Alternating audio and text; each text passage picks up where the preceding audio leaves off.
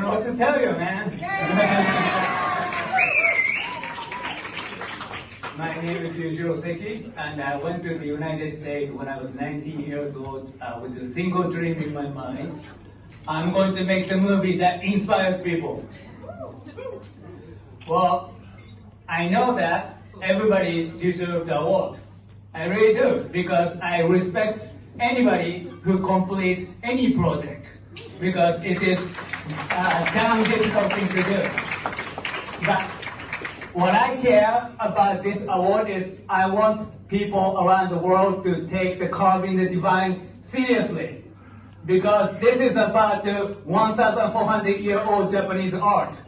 It's a heart and soul of Japanese people, and outside of Japan, not many people know about it.